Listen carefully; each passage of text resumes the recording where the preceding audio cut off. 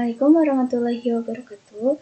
Di sini saya akan membahas tentang routing overview. Nah, ini adalah materi yang akan saya bahas, yaitu yang pertama metrik, yang kedua apa itu routing dan kenapa kita membutuhkannya, yang ketiga klasifikasi routing, dan yang keempat RIP dan VIP, yang kelima connection router, dan yang keenam itu administrative dispenser, dan yang terakhir prioritas pemilihan routing. Kita ke materi yang pertama, yaitu metrik. Nah, metrik ketika mendapati kondisi di mana router menuju sebuah network, terdapat beberapa jalur yang juga masing-masing jalur memiliki dispenser yang sama. Nah, metrik router membantu router memilih rute terbaik di antara beberapa rute yang menuju ke tujuan. Nah, routing protokol routing beserta metrik yang digunakannya yaitu metrik yang digunakan ya hop count, GRP, metrik yang digunakan yaitu value, bandwidth, loading, delay, reliability, MTU, dan mismatch, metrik yang digunakan yaitu cost, OSPF, metrik yang digunakan juga cost.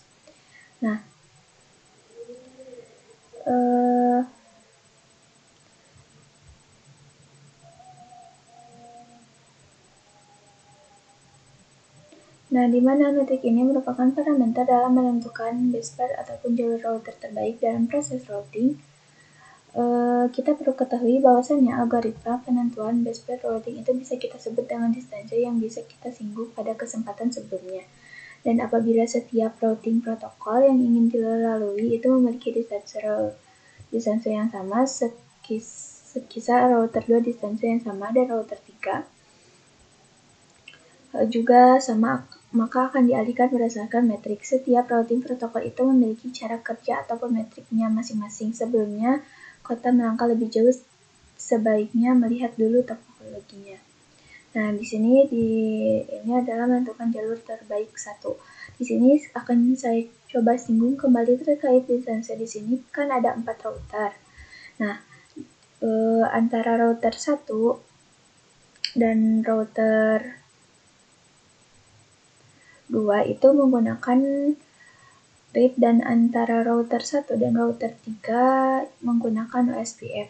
Dan di sini tujuannya adalah menyambungkan koneksi ataupun mengirimkan paket dari router 1 ke router 4, di mana jalur terbaik yang akan digunakan. Nah, kita ketahui bahwasannya algoritma menentukan dispenser routing itu. Yang pertama kita bisa menggunakan parameter dispenser. Di sini setiap dispenser ataupun routing protokol memiliki nilai default masing-masing.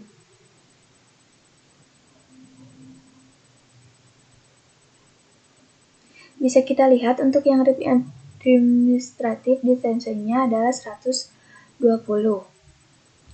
Nah, sedangkan yang OSPF dispensernya yaitu 110.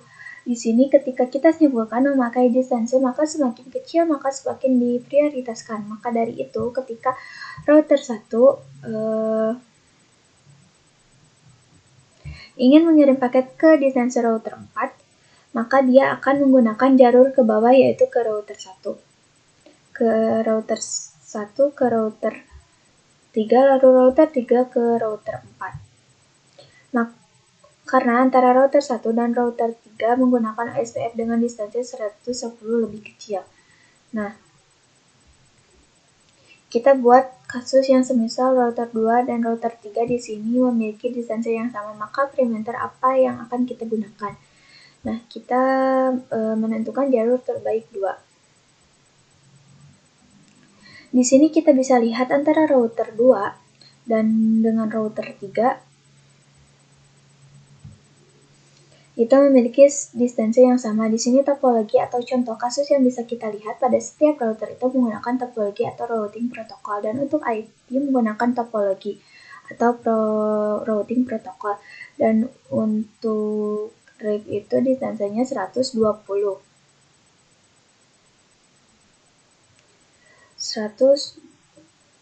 Lalu bagaimana kasusnya bila router 1 ingin ke router 5? Tapi di router selanjutnya, baik itu di router 2 ataupun router 3, itu distansinya sama, yaitu 120. Maka dari itu bisa menggunakan parameter yang kedua yang dinamakan metrik. Jadi metrik itu bisa kita jumpai setiap routing protokol. Protokol memiliki cara kerja ataupun metrik yang berbeda ataupun untuk yang read. Itu cara kerjanya berdasarkan jumlah lipatan pada setiap hopnya. Ketika router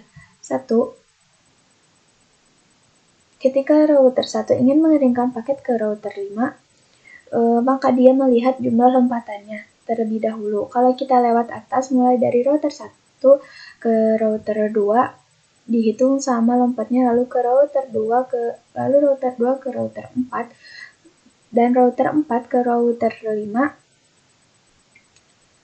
3 berarti untuk jalur atas ada 3 lompatan. Kita coba hitung dari jalur bawah, router 1 ke router 3, router 3 ke router 5, itu 2. Berarti kalau lewat bawah itu 2 hop dan lewat atas 3 hop.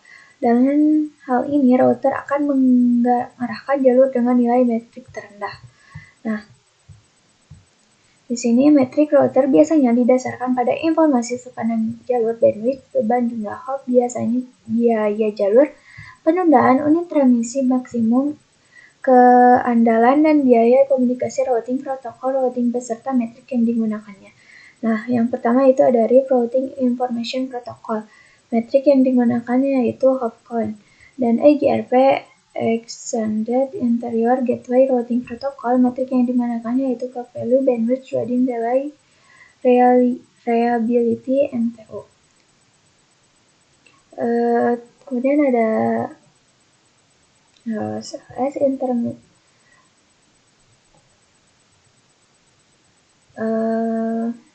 SIS Intermediate System to Intermediate System. Metrik yang digunakannya yaitu COS. SPF, Open Shortest Path First. Metrik yang digunakan yaitu COS. Nah, hop count, protokol routing yang menggunakan hop count akan menghitung jumlah lompatan hop. Untuk mencapai remote network, satu hop dihitung satu router. Jumlah lompatan terkecil merupakan nilai terbaik. Yang kedua ada cost. Metrik ini memberikan harga cost pada setiap link yang ada dalam jaringan. Path yang memiliki cost terkecil maka akan menjadi best path. Bandwidth, penggunaan bandwidth sebagai metrik hampir sama dengan penggunaan protokol routing akan menghitung bandwidth pada setiap path dan akan menjadikan path dengan bandwidth terbesar sebagai best path. Jika dijadikan metrik, maka protokol routing akan menghitung beban dari setiap path dan akan menjadikan beban terkecil sebagai best path.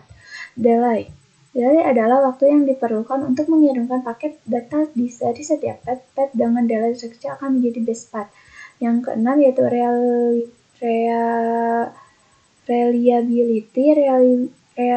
reliability adalah nilai kehandalan dari sebuah path, misalnya sering tidak terjadi error ataupun kegagalan dalam link tersebut. Nilai reliability tertinggi akan menjadi best path.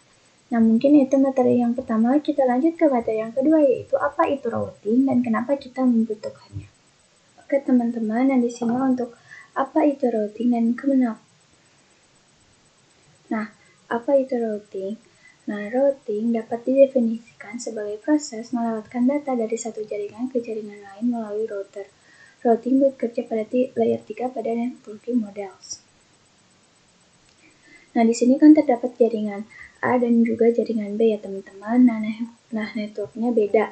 Nah, ini kan 192 dan untuk yang ini itu 10.10 ya teman-teman. Nah, jadi routing itu bekerja pada layer 3 ya teman-teman, pada networking model.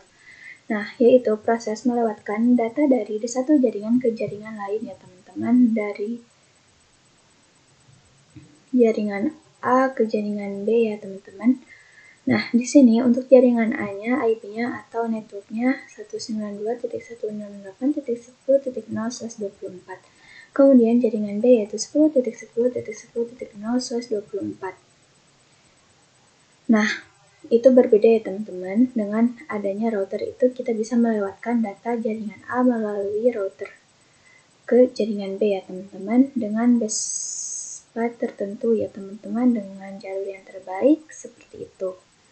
Nah, kemudian Kenapa kita membutuhkan routing? Secara umum, routing adalah salah satu elemen kunci dalam desain dan pengolahan jaringan yang memungkinkan komunikasi efektif antar perangkat dan antar jaringan.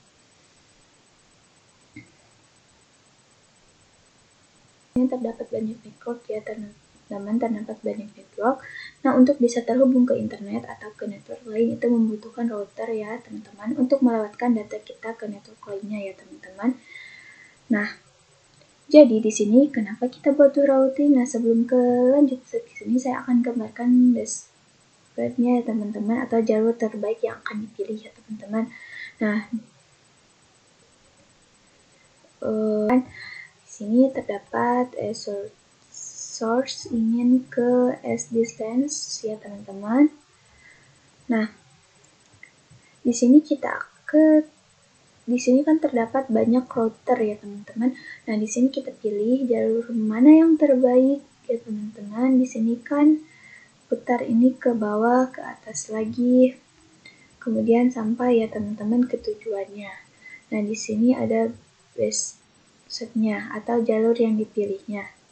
Jalur terbaik itu ke bawah, kemudian naik dan sampai ya teman-teman, seperti itu.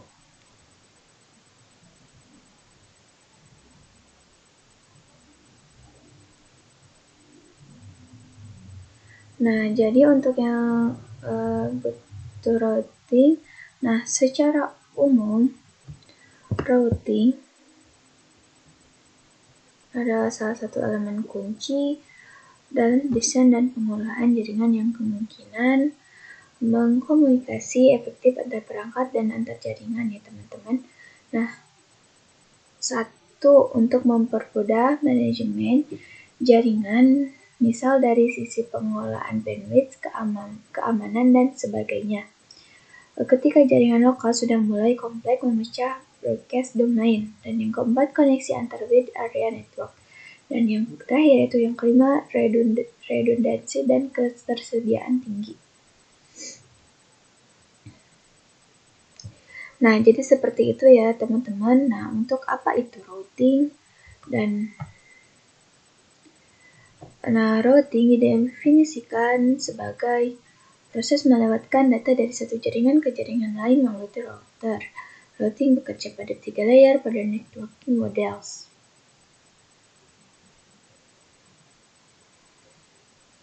Nah, mungkin cukup segitu ya teman-teman untuk pengertian apa itu routing dan kenapa kita membutuhkannya. Oke, di video selanjutnya kita akan membahas tentang klasifikasi routing. Di sini kita masuk ke klasifikasi routing ya teman-teman. Nah, di sini routing sendiri memiliki dua ya teman-teman, yaitu static dan dynamic.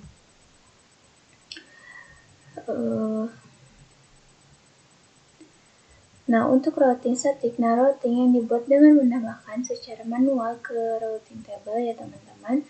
Sedangkan dynamic itu dilakukan dengan melakukan enable fungsi protokol pada router tersebut. Maka secara otomatis router akan mencari jalurnya sendiri ya teman-teman. Nah, di sini kan sebelumnya sudah pernah membahas ya teman-teman untuk static routing, nah yang dimana untuk rumusnya mau kemana, kemudian lewat kemana. Di sini kan di video-video sebelumnya kita sudah membahas ya teman-teman. Nah, di sini misal router 1 ke router 3 ya teman-teman. Ingat untuk static routing itu mau kemana, kemudian lewat kemana. Untuk router 1 ini DAC-nya mempunyai yang ini ya teman-teman, IP-nya atau networknya 192.168.1.0 ya teman-teman, dan DAC-nya itu Dynamic Active Connected ya teman-teman. Kemudian nah kita kan mau ke router 3 ya, mau misal masuk ping 168.3. Nah, otomatis kita membuat routing table sendiri ya teman-teman. Nah, jadi menambahkan si IP ke router 1 ya teman-teman melalui jalur ini ya teman-teman, 10 Nah, sehingga kita bisa ngeping ya teman-teman. Nah, kemudian rumusnya mau kemana, lewat mana? Kita masuk ke router 3. Lewat IP atau jalur ini ya teman-teman.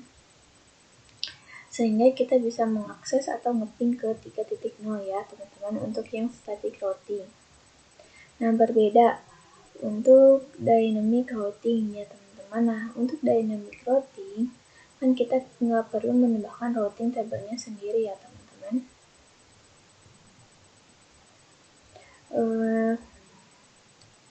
Kita cukup mengadvertis DAC kita yang ini nanti akan muncul sendiri ya teman-teman.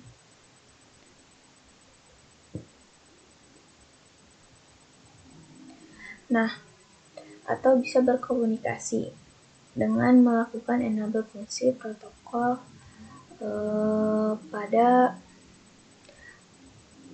router tersebut ya teman-teman. Nah, di sini juga dynamic routing juga ada 2 protokol ya teman-teman. Ada IGP dan EGP.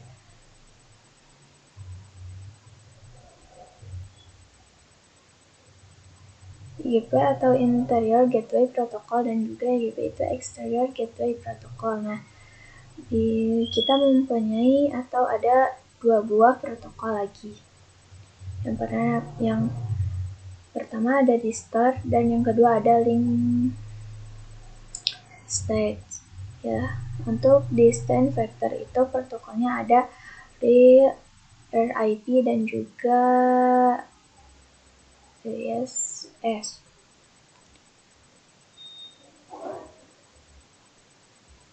Dan untuk EGRP ada EGRP ya teman-teman. Nah, sebelum ada IGRP yang teman-teman bisa kita lihat di sini.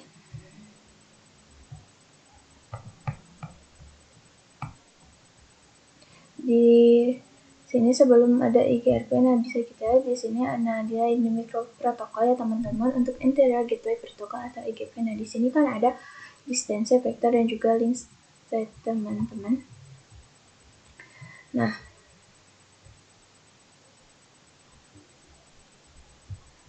interior gateway protocol jika IGP digunakan untuk menghubungkan router yang terletak dalam satu host yang sama, maka IGP merupakan kebalikannya, yakni protokol yang digunakan untuk menghubungkan jaringan routing antara autonomous system.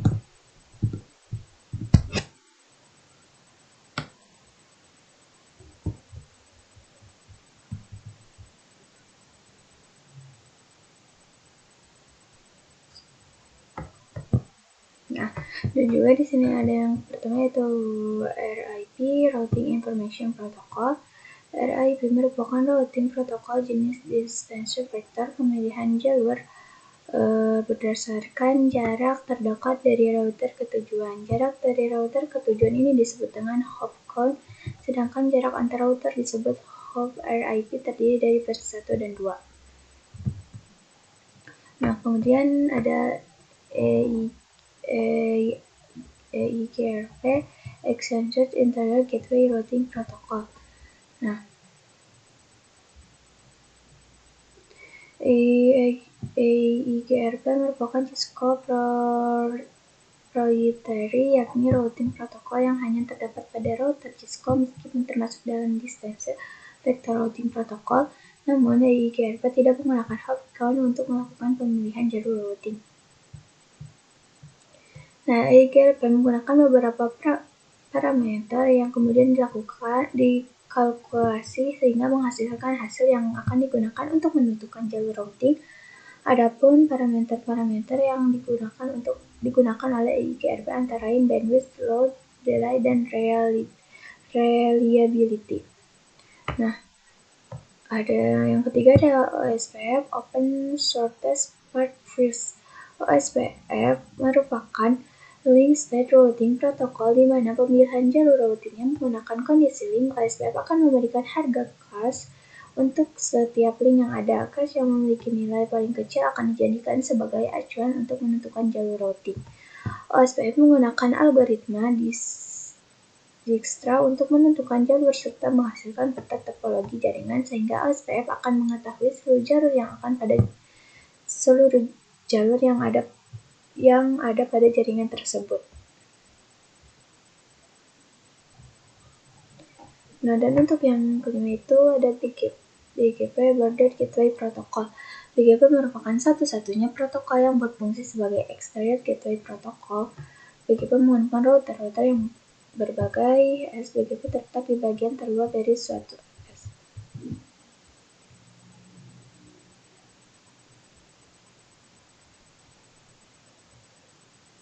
Nah, mungkin itu materi yang ke klasifikasi routing. Kita lanjut ke RIP dan VIP atau RIB dan VIP. Nah, kita lanjut ke pengenalan RIB dan FIB. Nah, di sini ada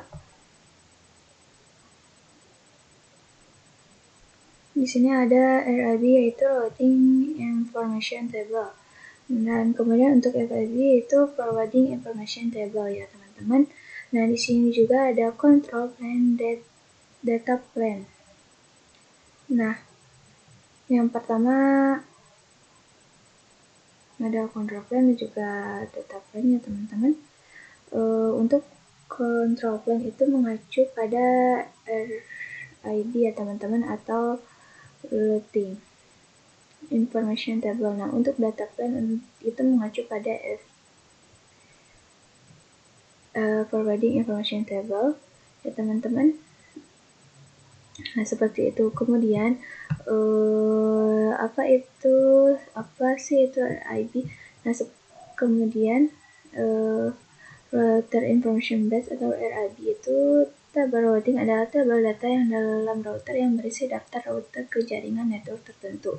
RIB juga berisi metrik nilai atau prioritas dari masing-masing router. Nah,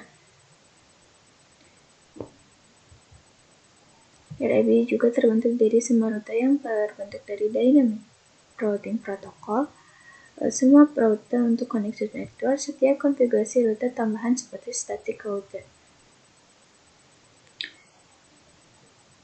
Nah, RIB juga terbentuk dari semua rute yang terbentuk. Nah, Dynamic Routing Protocol. Nah, di sini Nah, kita lanjut. Nah, semua rute untuk connected network ya, teman-teman. Nah, kemudian setiap konfigurasi rute tambahan seperti static router. Nah, itu masuknya ke RIB ya teman-teman. Itu Router Information Base ya teman-teman. Nah, seperti itu ya. Nah, jadi istilahnya yang control plan ini sebagai ibaratnya seperti mandalnya ya. Kemudian untuk data plan itu orang yang mengajarkan di lapangan ya teman-teman. Anggaplah seperti itu. Nah, untuk FIB Information Base itu hanya berisi rute yang dipilih oleh algoritma routing sebagai jalur yang dipilih untuk meneruskan paket atau rute yang sering digunakan. Hal ini sering dalam bentuk cache format terkomplit atau precompiled yang dioptimalkan untuk perangkat keras penyimpanan dan pencarian.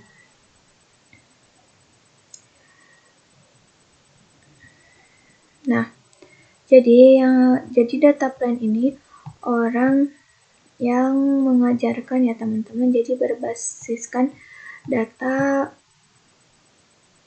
Kalau yang di atas itu hanya kontrol aja ya teman-teman.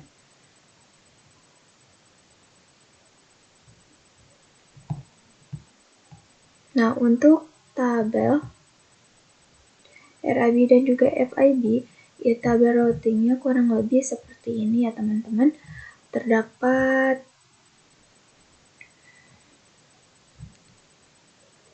ada ARP table, di sini juga ada IP routing table, kemudian dan yang lainnya. Di sini juga kita bisa lihat yang lainnya berdasarkan rute yang paling spesifik. Itu IP rutenya di sini atau pemilihan jalur ya teman-teman. Nah, di sini kan ada ya teman-teman untuk distansenya itu berbeda ya teman-teman. Untuk distansenya semakin kecil maka dipilih sebagai pilihan utama yang non atau prioritas. Nah, untuk di lapangan itu berbeda ya. Untuk yang distansa itu ini tidak sesuai dengan distansa yang ini paling kecil. Karena paling kecil dia jadi prioritas. Nah, berbeda dengan di lapangan seperti itu ya teman-teman. Nah, untuk FIB dan juga RIB kurang lebihnya seperti itu ya teman-teman. Nah, di sini kita cukup saja, kita lanjut ke materi yang selanjutnya yaitu connected router. Di sini ada connected router. Connected router ini adalah router yang akan berisi network atau network yang terhubung secara langsung ke router. Connected router akan terbuat secara otomatis pada routing table setiap kali kita menambahkan sebuah IP address pada interface valid interface aktif.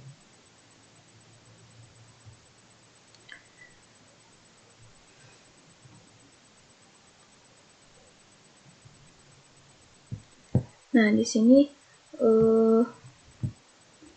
contohnya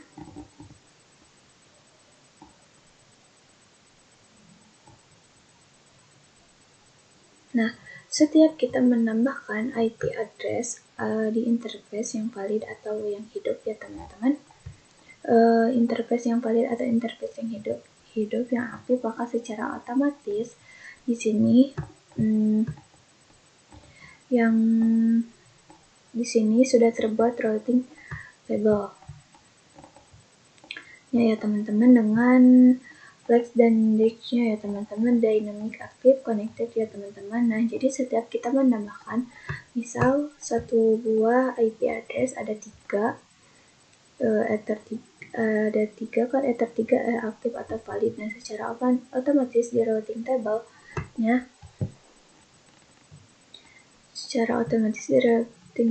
juga akan menambahkan flag ya teman-teman. Nah, seperti ini kita akan menambahkan split 1 di ethernet 3. Nah, di sini juga udah ada VA-nya DHC ya teman-teman. Nah, secara otomatis, nah jadi seperti itu ya teman-teman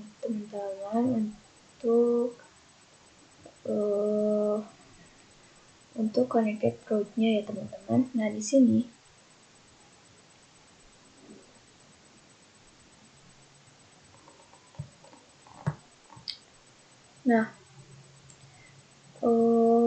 di sini untuk connected route-nya adalah rute yang berisi network yang terhubung secara langsung ke router. Connected router akan terbuat secara otomatis pada routing table setiap kali kita menambahkan sebuah IP address pada interface valid atau interface aktif. 1. Jika terdapat 2 buah IP address yang berasal dari subnet yang sama pada sebuah interface, hanya akan ada satu connected router. Nah, jangan menambahkan 2 IP address dari subnet yang sama pada 2 interface yang berbeda karena akan membingungkan tabel dan logika router.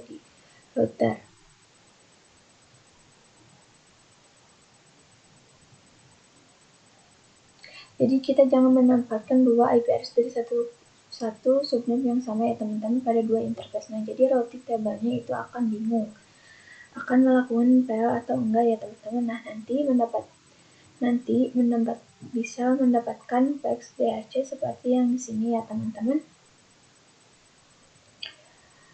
Nah, kemudian Ini gambarnya ya teman-teman, gambaran terkait connecting route ya teman-teman, ada aja. Nah, mungkin cukup segini ya teman-teman untuk pembahasan connected router. Nah, kita lanjut ke pembahasan yang selanjutnya, yaitu administrative distance. Administrative distance yaitu administrative distance merupakan suatu fitur yang digunakan oleh router untuk menentukan rute dengan jalur terbaik jika terdapat 2 atau lebih jalur untuk mencapai tujuan. Setiap routing protokol mendapatkan prioritas berdasarkan nilai administrative distance default yang dimilikinya. Routing protokol itu ada menempatkan nilai distance masing-masing atau nilai distance default ya teman-teman. Di sini sebagai contohnya, di sini ada 4 router. Ada router A, router B, ini anggaplah router C, dan ini ada router D. Nah, kita menggunakan jalur kemana ya teman-teman? Di sini kan router A ke B, ke C, kemudian ke D menggunakan protokol EGRP, di mana di stand-nya 90. Nah, kemudian router A ke B menggunakan protokol OSPF yang distance-nya itu 110. Nah, di sini kan untuk distance terkecil itu akan dipilih secara prioritas atau dipilih secara jalur terbaik ya teman-teman, untuk menghubungkan sebuah router. Jadi pilihlah protokol EGRP ini karena distance-nya 90 ya teman-teman. Kemudian router A ini muter ke router A ini muter dulu ya teman-teman ke router A, kemudian B, kemudian C, kemudian baru ke router B, seperti itu ya teman-teman. Nah, mungkin itu untuk pembahasan materi yang administrative distance. Kita lanjut ke materi yang terakhir, yaitu prioritas pemilihan routing. Teman, ke materi terakhir yaitu mengenai prioritas pemilihan routing. Nah, untuk parameter dalam prioritas pemilihan routing itu ada 3 aturan ya teman-teman. Nah, jika teman-teman di sini kan ada sebuah gambar atau contoh dari web Citaweb ya teman-teman, citaweb.com. Nah, di sini bisa teman-teman lihat. Nah, untuk yang pertama, router akan memilih routing dengan address yang paling spesifik ya teman-teman. Di sini kan untuk networknya spesifik. Untuk servernya itu 192.168.30.3 ya teman-teman. Router 1 juga. Kemudian di sini juga terdapat 3 jalur. Jalur A, B, dan C. Nah, kemudian yang kedua, router akan melihat nilai pada parameter distance di setiap rule routing. Semakin kecil distance-nya, maka rule itu akan digunakan.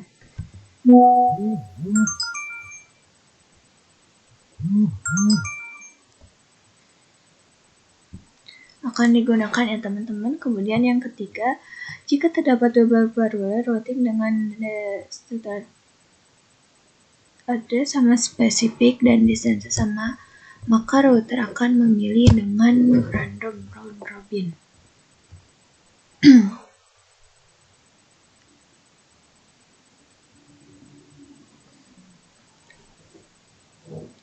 Nah, di sini kan untuk servernya itu spesifik ya teman-teman ya. Nah, jika 30.3 berarti ada di jalur B ya teman-teman. Jadi pilihan pertama, atau di sini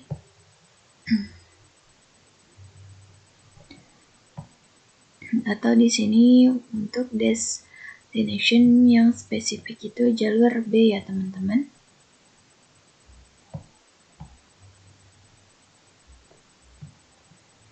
Jalur B ya teman-teman, seperti ini. Kemudian yang kedua itu distance dilihat yang paling kecil ya teman-teman. paling kecil kan di sini kita lihat untuk distance-nya atau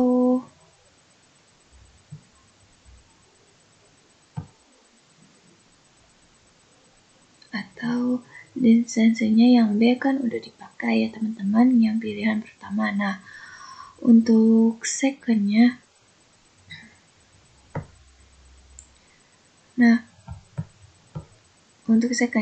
jalurnya yang kan ini yang utama ya teman. Ketika ini terjadi error kan otomatis akan berubah ke cadangan atau backup jalurnya ya teman-teman. Nah, untuk backup jalurnya kan dipilih yang paling kecil.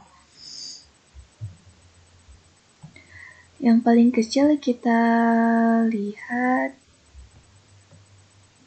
kita lihat distance-nya yang paling kecil,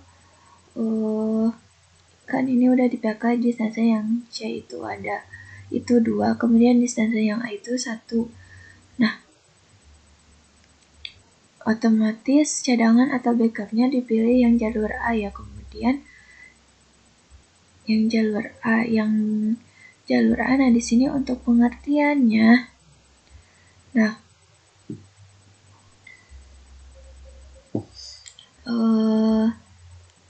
nah untuk yang pertama, yang B untuk tujuan IP 192.168.30.0.3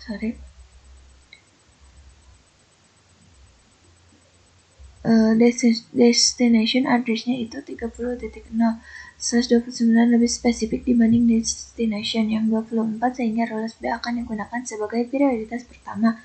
Nah, lalu yang kedua yang akan dijadikan prioritas 2 dan 3. Nah, di sini kan perhatikan rules A dan C, keduanya memiliki destination yang sama.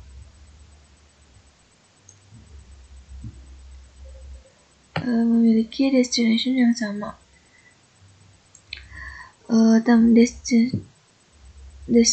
yang sama itu SL24 akan, tetapi distance kedua rule tersebut berbeda. Berbeda antara rule routing A dan juga C ya teman-teman. Kemudian di sini router akan memilih A karena nilai parameternya. Pada rule A lebih kecil ya teman-teman, apa yang barusan kita pelajari kan lebih kecil ya teman-teman, yang nilai A lebih kecil dibanding yang C. Nah, jadi kesimpulannya